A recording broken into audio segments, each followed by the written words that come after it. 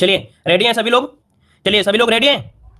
चलिए तो पहला क्वेश्चन आपके सामने दिया गया है कि हाल ही में किसानों के लिए कौन सा डिजिटल प्लेटफॉर्म लॉन्च किया गया है। चलिए बताइएगा कि हाल ही में किसानों के लिए कौन सा डिजिटल प्लेटफॉर्म लॉन्च किया गया है। यहाँ पर आंसर क्या हो जाएगा?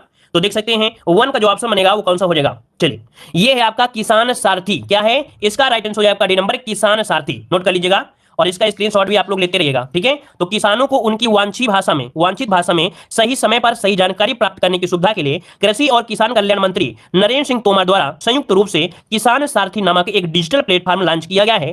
किसान सारथी की यह पहल दूर दराज के क्षेत्रों में किसानों तक पहुंचाने के लिए तकनीकी हस्तक्षेप से किसानों को सशक्त बनाती है। तो हर एक पॉइंट को नोट भी करते रहिएगा, ठीक है ना। इसीलिए हम आपको पढ़ा भी रहे, नहीं तो आपको आंसर सीधा सीधा क्वेश्चन दिखाते और आंसर आपको दिखाते चले जाते, ठीक है ना। चलिए आगे बढ़ते हैं। क्वेश्चन दिया गया है पैराग्राफ से सेफ्रॉन क्रांति किससे संबंधित है। सेफ्रॉन क्रांति किससे संबंधित है? दुग्ध से, चाय से, मसाला से या केसर से? तो भाई आपने लगभग दुग्ध क्रांति भी पढ़ा है, मसाला भी पढ़ा है ना। अब आपके पास या तो चाय होगा या तो केसर होगा। तो राइट आंसर आपका हो जाएगा आपका डी नंबर केसर उत्पादन से संबंधित है। नोट कर लीजिएगा कि सेफ्रॉन क्रांति का संबंध है केसर उत्पादन से, श्वेत क्रांति का संबंध है दुग्ध उत्पादन से और ग्रीन गोल्ड क्रांति का संबंध है आपकी चाय से। तो ये भी नोट कर लीजिएगा, ग्रीन गोल्ड का संबंध है चाय के और बादामी क्रांति का संबंध है आपके मसाला से। तो इसको भी नोट कर लीजिएगा सभी लोग, ठीक है। आगे बढ़ते हैं। क्वेश्चन आपसे दिया गया है कि उत्तर प्रदेश के किन जिलों में पटसन की खेती की जाती है। उत्तर प्रदेश के किन जिलों में पटसन की खेती होती है? पढ़ा है आपने, हमने बहुत बार पढ़ा है, आपको याद होगा। चलिए तो देखो यहाँ पर पानी की मात्रा ज्यादा होती है। अब पानी की मात्रा अधिकतर देख सकते हैं ऑप्शन के अनुसार देवरिया और गोरखपुर, जिसका ऑप्शन आ रहा है बिल्कुल राइट हो जाएगा। देवरिया और आपका गोरखपुर इसका आंसर राइट हो जाएगा। वैसे देख सकते हैं उत्तर प्रदेश में जूट उत्पादन में देवरिया, गोरखपुर, महाराजगंज, बहराइच, गोंडा, सीतापुर तथा लखीमपुर खीरी में भी आपकी होती है। जूट की जो एक फसल है, एक ऐसी फसल है खरीफ की है और आपकी नकदी फसल है, याद रखिएगा, ठीक है। और दूसरा पॉइंट भी आपका समझने लिए है कि जूट उत्पादन में भारत का स्थान विश्व में प्रथम स्थान है तथा भारत में प्रथम स्थान पर पश्चिम बंगाल में, अर्थात भारत में अगर पूछे रेशम कहां है तो आपके पश्चिम बंगाल में है, ठीक है। अगला क्वेश्चन दिया गया है कि इजारेदारी व्यवस्था किस गवर्नर जनरल के शासनकाल में शुरू की गई थी। चलिए बताइएगा कि इजारेदारी व्यवस्था किस गवर्नर जनरल के शासनकाल में शुरू की गई थी। यहां पर जो आंसर है आपका क्या हो जाएगा? तो देखिए इजारेदारी व्यवस्था जो कि आपके ऑप्शन बनेगा आपका सी नंबर है वारेन हेस्टिंग के समय। वारेन हेस्टिंग के समय इजारेदारी व्यवस्था शुरुआत हुई थी 1772 में, लॉर्ड वारेन हेस्टिंग ने की थी, ठीक है। इस पद्धति को अपनाने का मुख्य उद्देश्य था कि अधिक भू राजस्व वसूल करना, ठीक है। जो भूमि का राजस्व है वो ज्यादा से ज्यादा वसूला जा सके। आगे बढ़ते हैं। क्वेश्चन आपसे पूछा गया है, यहां पर देखिए क्वेश्चन आईएमपी से नोट करिएगा कि प्रधानमंत्री किसान सम्मान निधि योजना कब प्रारंभ की गई। चलिए बताइएगा कि प्रधानमंत्री किसान सम्मान निधि योजना कब प्रारंभ की गई। यहां पर आंसर क्या हो जाएगा? तो देखो यहां पर आपका आंसर क्या हो जाएगा? तो ऑप्शन बनेगा आपका सी नंबर है 24 फरवरी 2019। देखो हमें पता है जरूरी नहीं कि सभी को आ रहा है, इसलिए हम आपका इंतजार नहीं कर रहे हैं कि आपके आंसर का इंतजार करें, हम आपको जवाब देते चले जा रहे हैं, ठीक है ना। तो देखो यहां पर 24 फरवरी 2019 को इसकी शुरुआत हुई थी। ऑप्शन बनेगा आपका सी नंबर है राइट हो जाएगा। ये पूछ लेता है कि इसकी शुरुआत कहां से की गई थी, तो आपकी कहां से? गोरखपुर से इसकी शुरुआत की गई थी। उद्देश्य क्या है? तो उद्देश्य है किसानों को 6000 रुपए, जो कि 2000 किस्तों में 3 किस्तें होंगी, जो कि प्रत्यक्ष आय सहायता आपके रूप में होंगी, ठीक है ना। तो बहुत ही आईएमपी क्वेश्चन है, ठीक है। अगले क्वेश्चन की ओर आते हैं। क्वेश्चन दिया गया है कि भारत अंडे के उत्पादन में विश्व में किस स्थान पर है। चलिए भाई जवाब दीजिए कि जो भारत है वो अंडे के उत्पादन में विश्व में किस स्थान पर है? प्रथम, द्वितीय, तृतीय या चतुर्थ? क्या जवाब बनेगा? तो नोट कर लीजिएगा, यहां पर जवाब हो जाएगा सी नंबर तृतीय स्थान पर है। किस स्थान पर है? तृतीय स्थान पर। तो बात आती है पहले स्थान पर कौन है, तो देख सकते हैं प्रथम स्थान पर आपका जो चीन है और दूसरे स्थान पर कौन सा है तो आपका अमेरिका है और तीसरे स्थान पर कौन सा है तो आपका भारत है। क्वेश्चन आपसे पूछा गया है कि भारत में सबसे बड़ा सोयाबीन उत्पादक राज्य में से कौन सा है। चलिए साथियों जवाब दीजिएगा कि भारत में सबसे बड़ा सोयाबीन उत्पादक राज्य में से कौन सा है। सोयाबीन उत्पादक राज्य कौन सा है? तो देखो सोया प्रदेश बोलते हैं एमपी को। किसे बोलते हैं? सोया प्रदेश बोलते हैं एमपी को। तो ऑप्शन क्या बनेगा? ऑप्शन बी ही तो बनेगा ना।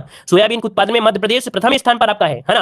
तो देख सकते हैं इसका ऑप्शन आपका बी नंबर है राइट हो जाएगा। चलिए दूसरा पॉइंट ये आता है कि दूसरे स्थान पर कौन है, तो दूसरे स्थान पर महाराष्ट्र है और तीसरे स्थान पर कौन है तो आपका राजस्थान है और प्रथम स्थान तो आपको पढ़ा ही दिया गया है कि आपका भारत में सोयाबीन में मध्य प्रदेश प्रथम स्थान पर है, ठीक है। चलिए यहां पर देखो सोया प्रदेश कहते हैं, मध्य प्रदेश को सोया प्रदेश के नाम से जाना जाता है। आगे बढ़ते हैं। क्वेश्चन आपसे अगला पूछा गया है कि उत्तर प्रदेश सरकार द्वारा उत्तर प्रदेश में गौ पालक योजना कब प्रारंभ की गई। चलिए बताइएगा सभी लोग जवाब दीजिएगा। जो लोग जुड़ गए हैं और वीडियो को लाइक नहीं किए हैं तो भाई वीडियो को भी साथ साथ में लाइक करते रहिएगा। ऑफलाइन वाले स्टूडेंट हैं है ना, तो सभी लोग भाई लाइक करिएगा। ऑफलाइन वालों से ज्यादा उम्मीद रहती है ना, क्योंकि ऑनलाइन वालों को कहना पड़ता है, जबकि ऑनलाइन वालों की हम बातें भी सुनते हैं, उनकी शिकायतें भी सुनते हैं, उनका जवाब भी देते हैं, लेकिन बेचारे ऑनलाइन जो ऑफलाइन रहते हैं तो वो लोगों को तो बिना कहे लाइक कर देते हैं, तो भाई उनसे उम्मीद हमें ज्यादा रहती है, ठीक है। चलिए तो देखिए यहाँ पर 8 का ऑप्शन क्या बनेगा। 8 का ऑप्शन क्या हो जाएगा? तो 8 का ऑप्शन आपका 22 जनवरी 2019 इसका राइट आंसर बनेगा। 22 जनवरी 2019 इसका आंसर राइट हो जाएगा। नोट कर लीजिएगा और देख सकते हैं कि जो ये आरंभ की गई है इसमें 10 लाख तक ऋण उपलब्ध कराने का प्रावधान है। इस योजना का मुख्य उद्देश्य है राज्य के बेरोजगार युवकों को रोजगार प्रदान करना, ठीक है ना। तो इस प्रकार से ऑप्शन बनेगा ए नंबर। आगे बढ़ते हैं। क्वेश्चन आपसे पूछा गया है कि भारत का प्रथम कैशलेस गांव कौन सा बन गया है। भारत का प्रथम कैशलेस गांव आपका कौन सा बन चुका है, यहां पर जवाब दीजिए। इसका आंसर क्या हो जाएगा? भारत का प्रथम कैशलेस गांव कौन सा है? सुरंग गांव है, मैलेगांव है, दर्जिया है या धसई आपका है? देखिए यहां पर आंसर, तो इसको नोट करिए, इसका जो आपका राइट आंसर बनेगा वो आपका डी हो जाएगा। एक घसई या धसई बोलते हैं इसे ना, शायद धसई बोलते हैं। ये महाराष्ट्र में है, ये प्रथम कैशलेस आपका गांव है, ठीक है। मतलब यह है कि गांव में नकदी रहित लेन देन के लिए स्वाइप मशीनों का उपयोग किया जा रहा है। आप देखते होंगे जो कार्ड लेते हैं स्वैपिंग कर लेते हैं ना, तो वही आपका है, ऑप्शन बनेगा आपका डी नंबर राइट हो जाएगा, नोट कर लीजिएगा। चलिए आगे बढ़ते हैं। चलिए आगे बढ़ते हैं। क्वेश्चन आपसे अगला पूछा गया है, हाइड्रोपोनिक्स क्या है? हाइड्रोपोनिक्स क्या है इनमें से? राइट बताइए कि हाइड्रोपोनिक्स कहलाता है, क्या कहलाता है? जब देखो हाइड्रो मतलब होता है जल, पोनिक्स मतलब उगाना, हाइड्रो मतलब होता है जल और पोनिक्स मतलब होता है उगाना। मतलब ये कह सकते हैं कि पानी में पौधों को उगाना, पानी में पौधों को उगाना हाइड्रोपोनिक्स होता है। एक यहीं पर होता है एरोपोनिक्स। क्या होता है? एरोपोनिक्स। एयर मतलब हवा होती है, पोनिक्स मतलब लगाना, उगाना, मतलब हवा में उगाना, हवा में उगाना होता है एरोपोनिक्स, लेकिन पानी में पौधों को उगाना हाइड्रोपोनिक्स होता है। तो बहुत लोग जानते भी होंगे कि पानी में वो आवश्यक तत्व डाल दिए जाते हैं जो आपके मिट्टी में होते हैं, इस कारण से ये जग जाते हैं। आगे बढ़ते हैं। क्वेश्चन आपसे अगला पूछा गया है, कह रहा है विश्व में चीनी का कटोरा किसे कहा जाता है? चलिए बताइएगा, कह रहा है विश्व में चीनी का कटोरा किसे कहते हैं? यहां पर जवाब दीजिए, क्यूबा, मैक्सिको, वेनेजुएला या आपका ब्राजील। इसका राइट आंसर यहां पर क्या बनेगा? चलिए तो देख सकते हैं, विश्व में चीनी का कटोरा कहते हैं क्यूबा को कहते हैं। किसे कहते हैं? आपकी क्यूबा को कहते हैं। और याद रखिएगा कि दुनिया में सबसे ज्यादा गन्ना उत्पादन होता है वो आपके ब्राजील में होता है। गन्ने का उत्पादन विश्व में सबसे ज्यादा कहां होता है? आपके ब्राजील में होता है, ठीक है। और अगर आपसे पूछे भारत में, तो भारत में गन्ना होता है उत्तर प्रदेश में, ठीक है। तो इसका ऑप्शन बनेगा आपका नंबर राइट हो जाएगा। आगे बढ़ते हैं। क्वेश्चन दिया गया है कि केंद्रीय शुष्क क्षेत्र अनुसंधान संस्थान कहां स्थित है? केंद्रीय शुष्क क्षेत्र अनुसंधान संस्थान कहां पर स्थित है? चलिए यहां पर शुष्क क्षेत्र अनुसंधान संस्थान है जो कि आपकी कहां पर है? आपकी जोधपुर में है। कहां पर है? आपकी जोधपुर में। इसका ऑप्शन बनेगा आपका ए नंबर। ये कहां पड़ता है भाई? जोधपुर राजस्थान में पड़ता है, याद रखिए। ये आपका जोधपुर जो पड़ता है राजस्थान में है। वहीं पर क्वेश्चन आपसे पूछा जाता है कि हिसार के बारे में, तो केंद्रीय भैंस अनुसंधान कहां पर है? हिसार में है। केंद्रीय भैंस अनुसंधान कहां पर है? हिसार में है, जो कि हिसार पड़ता है हरियाणा में। अगला है केंद्रीय बकरी अनुसंधान। बकरी अनुसंधान कहां पर है? तो आपकी मथुरा में है। कहां पर है? आपकी मथुरा में है। तो तीनों पॉइंट एग्जाम में पूछे जाते हैं। आगे बढ़ते हैं। क्वेश्चन दिया है, नील विद्रोह कब हुआ था? चलिए नील विद्रोह कब हुआ था? नील विद्रोह कब हुआ था? तो ये हुआ था 1859 से लेकर 60 में हुआ था, ठीक है। और कहां हुआ था? तो देख सकते हैं कि नील विद्रोह 1859 से 60 में बंगाल के गोविंदपुर गांव में हुआ था। और इस विद्रोह के नेता थे दिगंबर विश्वास एवं विष्णु विश्वास थे, दोनों भाई थे, जो कि 1857 की क्रांति के बाद होने वाला यह प्रथम विद्रोह थे। अगर क्वेश्चन पूछ ले कि 1857 की क्रांति के बाद होने वाला पहला विद्रोह का नाम बताना है, तो आपको बताना है यहाँ पर नील विद्रोह, जो कि दोनों भाई आपके दिगंबर विश्वास और विष्णु विश्वास ने यहाँ पर थे, ठीक है, जो इसके नेता थे। इस प्रकार से हो जाएगा। आगे बढ़ते हैं। क्वेश्चन दिया गया है कि पीत क्रांति किससे संबंधित है? चलिए बताइएगा, पीत क्रांति जो संबंधित है वो किससे संबंधित है? चलिए सभी लोग जवाब दीजिए भाई। पीत क्रांति दुग्ध, तिलहन, मछली या खाद्यान्न, कौन सी उत्पादन है? तो देखिए पीली क्रांति या पीत क्रांति। आपका जवाब हो जाएगा किसे? तो आपकी तिलहन उत्पादन से हो जाएगा। पीत क्रांति तिलहन उत्पादन से, श्वेत क्रांति दुग्ध उत्पादन से, नीली क्रांति आपकी मछली उत्पादन से और हरित क्रांति है खाद्यान्न उत्पादन से। आगे बढ़ते हैं। क्वेश्चन आपसे अगला पूछा गया है कि बीज मसाला निर्यात क्षेत्र किस राज्य में स्थापित किया गया है? बीज मसाला निर्यात क्षेत्र किस राज्य में स्थापित किया गया है? 15 का ऑप्शन दीजिएगा। तो देखिए ये है आपकी कहां पर? मध्य प्रदेश में है। इसे नोट करिएगा कि बीज मसाला निर्यात क्षेत्र मध्य प्रदेश राज्य में स्थापित किया गया है। इसे नोट करिए, अच्छा क्वेश्चन है। और आगे बढ़ते हैं। क्वेश्चन आपसे अगला पूछा गया है कि क्षेत्रीय ग्रामीण बैंक की स्थापना सर्वप्रथम कब की गई थी? वेरी वेरी एमपी क्वेश्चन है, नोट करिए। ये ग्रामीण परिवेश के लिए है, बैंक को रिलेटेड अच्छा क्वेश्चन है कि क्षेत्रीय ग्रामीण बैंक की स्थापना सर्वप्रथम कब की गई थी? चलिए तो देखिए यहां पर जो आंसर है क्या बन जाएगा भाई? सभी लोग जवाब देते रहिए। भैया आप लोग तो नींद ले रहे हैं क्या भाई? क्यों भाई आप लोग नींद लेने लग रहे हैं क्या क्लास में? नींद मत लीजिएगा, है ना। फटाफट जवाब दीजिए, स्क्रीनशॉट लेते रहिएगा। चलिए तो देखो यहाँ पर जो आपका आंसर है, आपका आंसर बनेगा सी नंबर है 1975 में। क्या 1975 में? अगर डेट पूछे तो आप लोग डेट भी बता सकते हैं। इसे 2 अक्टूबर 1975 को क्षेत्रीय ग्रामीण बैंक की स्थापना की गई थी। उद्देश्य क्या है? तो ग्रामीण क्षेत्रों में कृषि से संबंधित कार्यों को वित्तीय सहायता प्रदान करना, ये इसका कार्य है, ठीक है। आगे बढ़ते हैं। अगला क्वेश्चन दिया गया है, राष्ट्रीय बीज अनुसंधान और प्रशिक्षण केंद्र का मुख्यालय कहाँ स्थित है? राष्ट्रीय बीज अनुसंधान एवं प्रशिक्षण केंद्र का मुख्यालय कहाँ स्थित है, ये आपसे पूछा गया है। तो देखिए यहाँ पर आंसर आपका राइट क्या हो जाएगा? आपका आंसर हो जाएगा वाराणसी में है। कहां पर है? आपका वाराणसी हो जाएगा। चलो मतलब पढ़ाई पर ध्यान नहीं गया है, कोई पीछे बेच रहा है उस पर ध्यान जरूर गया है ना। चलिए तो देखो बीज अनुसंधान और प्रशिक्षण केंद्र कहां पर है? आपके वाराणसी। इसका ऑप्शन बनेगा यहाँ पर नंबर राइट हो जाएगा। अब ये पूछे कि इसकी स्थापना कब हुई थी, तो ये भी बता सकते हैं 1 अप्रैल 2007 को। 1 अप्रैल 2007 को राष्ट्रीय बीज अनुसंधान प्रशिक्षण केंद्र की स्थापना वाराणसी में की गई थी। उद्देश्य क्या है? तो उद्देश्य है कि केंद्रीय बीज प्रशिक्षण और रेफरल प्रयोग के रूप में कार्य करने के लिए अलग से राष्ट्रीय बीज गुणवत्ता के मानव संसाधन विकास के रूप में किया गया है। आगे बढ़ते हैं। क्वेश्चन दिया गया है, उत्तर प्रदेश के विकास का सबसे बड़ा स्रोत क्या है? ये बताइए, उत्तर प्रदेश के विकास का सबसे बड़ा स्रोत क्या है? कृषि, सेवा, राजस्व या वाणिज्य? चलिए तो देखिए यहां पर जो आंसर है वो आपका हो जाएगा राजस्व है। क्या है भाई? राजस्व। इसका जो ऑप्शन बनेगा वो आपका सी नंबर राजस्व यहां पर हो जाएगा। उत्तर प्रदेश की अर्थव्यवस्था भारत की दूसरी सबसे बड़ी अर्थव्यवस्था है। प्रथम स्थान पर आपका महाराष्ट्र है। सरकार द्वारा वसूले गए सभी प्रकार के कर, शुल्क, निवेशों पर प्राप्त ब्याज, लाभांश, सेवकों के बदले प्राप्त धनराशि को राजस्व प्राप्ति कहते हैं। मतलब राजस्व प्राप्ति में क्या क्या आता है? जब सभी प्रकार के कर वसूली जाए, है ना, शुल्क लिया, निवेश पर प्राप्त ब्याज हो, लाभांश हो, सेवाओं के बदले प्राप्त धन हो, ये सब बोलते हैं क्या? राजस्व प्राप्ति कहते हैं। आगे बढ़ते हैं। क्वेश्चन दिया गया है, लोकतंत्र की पाठशाला किसे कहा जाता है? लोकतंत्र की पाठशाला किसे किसे कहते हैं, हमने आपको पढ़ाया है, कई बार पढ़ाया है। चलिए जवाब दीजिए, इसका आंसर हो जाएगा 19 नंबर में क्या।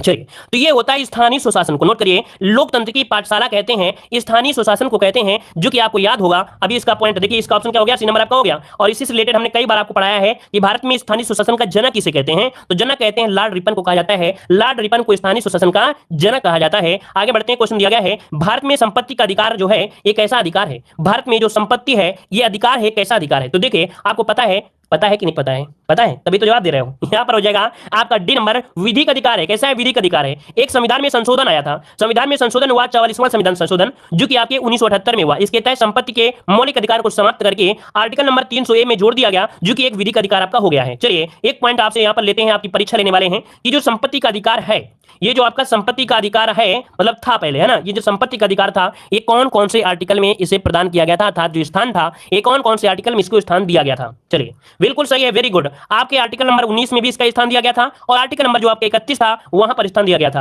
तो अगर क्वेश्चन पूछे कि आपके जो संपत्ति का अधिकार आने से कौन कौन से आर्टिकल को अस्थायी कर दिया गया, इनको हटा दिया गया वहां से, तो संपत्ति के अधिकार को 19 वाले से हटाया गया और 31 वाले से हटाकर अब 300 के काम में इसे जोड़ दिया गया है। उम्मीद है पॉइंट समझ में आ गया होगा। अगला क्वेश्चन दीजिएगा कि गांवों में भू राजस्व वसूली का कार्य जो किया जाता है वो किसके द्वारा करते हैं। गांवों में भू राजस्व वसूली का जो कार्य करता है वो कौन करता है, यहां पर आंसर बताइएगा। चलिए, लेखपाल, कानूनगो, खंड विकास अधिकारी, ग्राम विकास अधिकारी। जवाब क्या हो जाएगा, तो जवाब बनेगा यहां पर लेखपाल हो जाएगा। क्या हो जाएगा, गांव में भू राजस्व वसूली का कार्य लेखपाल के द्वारा किया जाता है। अगर क्वेश्चन ये पूछ लेता कि जिले में राजस्व का सबसे बड़ा अधिकारी होता है वो कौन होता है, जिले में पूछ लेता तो क्या बताते हैं, तो देखिए जिला में राजस्व का सबसे बड़ा अधिकारी होता है जिला मजिस्ट्रेट, जिसे हम लोग डीएम कहते हैं। हमने बताया था जो डीएम होता है, अगर वो राजस्व वसूल रहा है उस समय उसे मजिस्ट्रेट कहा जाता है, याद रखिएगा। ठीक है, तो यहां पर याद रखिए डीएम हो जाएगा। आगे बढ़ते हैं, क्वेश्चन दिया गया है, समन्वित ग्रामीण विकास कार्यक्रम की शुरुआत की गई थी। समन्वित ग्रामीण विकास कार्यक्रम की शुरुआत की गई थी, 22 को ऑप्शन लॉक करना है। तो देखिए, समन्वित ग्रामीण विकास कार्यक्रम की जो शुरुआत की गई थी ये की गई थी 2 अक्टूबर को, लेकिन अगर पूछे अक्टूबर तो सभी में ऑप्शन है, तो आपका जवाब हो जाएगा 1980। नोट कर लीजिएगा, यहां पर जो आंसर है वो आपका डी हो जाएगा, 2 अक्टूबर 1980।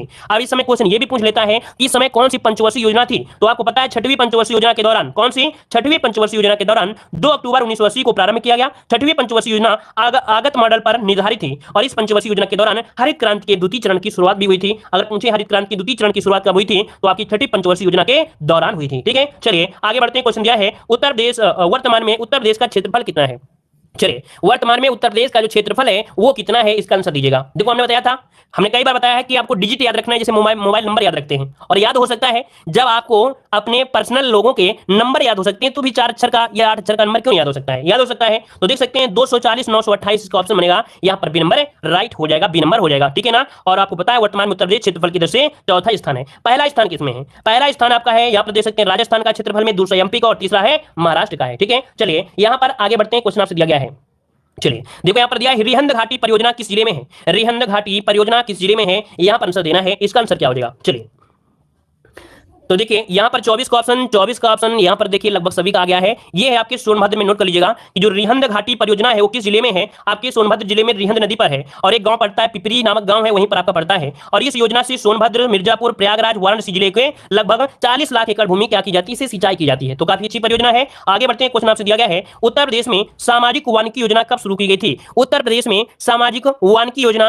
कब शुरू की गई थी, इसके चारों ही ऑप्शन आपके सामने यहाँ पर आ चुके हैं। तो देखिए यहाँ पर सामाजिक वानिकी योजना, इसकी शुरुआत हुई थी ऑप्शन बी 1976 में इसकी शुरुआत हुई थी, 1976 इसका जवाब राइट हो जाएगा। अब यहां पर देख सकते हैं कि सामाजिक वानिकी प्रयासों से वृक्षारोपण संबंधित, अर्थात जो पूछेगा कि सामाजिक वानिकी योजना का संबंध किससे है, तो ये वृक्षारोपण अर्थात वृक्षों को लगाने से है। सामाजिक वानिकी योजना 5वीं पंचवर्षीय योजना में शुरू की गई थी, तो ये भी आपको पता है 1976 में कौन सी योजना, 5वीं पंचवर्षीय योजना के समय आपकी की गई थी। तो ऑप्शन क्या बनेगा, यहाँ पर बी नंबर राइट हो जाएगा। अब यहाँ पर 2-4 पॉइंट और बचते हैं। आपको पता है कि डेली टेस्ट पेपर तो आपके 25 क्वेश्चन सोल्व कराते ही कराते हैं, कुछ और एक्स्ट्रा पॉइंट लेके आते हैं, उनको भी थोड़ा सा और बचता है 2 मिनट के लिए। और यहाँ पर देख लीजिएगा, जैसे दिया गया है कि नदियों के किनारे बसे हुए प्रमुख नगर आपसे पूछा है। तो देखिए गंगा नदी के किनारे बसे हुए कौन कौन से आपके नगर हैं, तो देखिए गढ़मुक्तेश्वर हो गया, और कछला घाट, फतेहगढ़, बिल्हौर, बिठूर, कानपुर, उन्नाव, डलमऊ, संगबेरपुर, प्रयागराज, सिरसा, मिर्जापुर, वाराणसी, गाजीपुर और आपका शेरपुर, बलिया। मतलब ज्यादा से ज्यादा पूछाता है कानपुर। क्वेश्चन पूछेगा कि गंगा नदी के किनारे बसा हुआ सबसे बड़ा जो शहर है आपको कौन सा है, तो आपका कानपुर है, जो कि ज्यादा से ज्यादा क्वेश्चन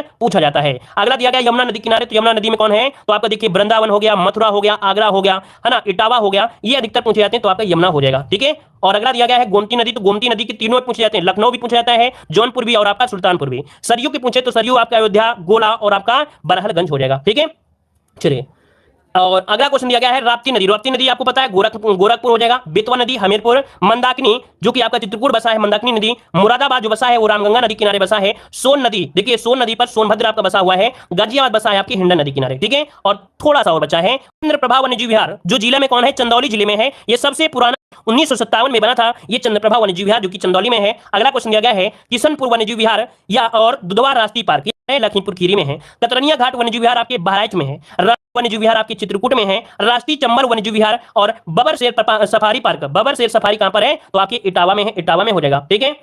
और अगला है कैमूर वन्यजीव विहार कहां पड़ता है, ललितपुर में जो कि सबसे छोटा है। और सोहागी वरवार वन्यजीव विहार आपके महाराजगंज में है, सुहेलवा वन्यजीव विहार आपके श्रावस्ती और बलरामपुर में आपको फैला हुआ है, ठीक है। और अगला है कछुआ वन्यजीव विहार आपके वाराणसी में है। ये क्वेश्चन आपसे पूछा जाता है, याद रखिएगा, यहां पर आपका वाराणसी पूछा गया है कि कछुआ वन्यजीव विहार कहां पर है, तो आपके वाराणसी में है। अगला क्वेश्चन दिया गया है पीलीभीत टाइगर रिजर्व, जो कि देश का 35वें नंबर का है, ये कहां है, तो आपकी पीलीभीत में आपका फैला हुआ है, ठीक है ना। एक नोट पर लीजिएगा कि देश के सर्वाधिक क्षेत्रफल में विस्तृत हस्तिनापुर वन्यजीव विहार यह है, इसका विस्तार मेरठ, मुजफ्फर, बिजनौर, अमरोहा और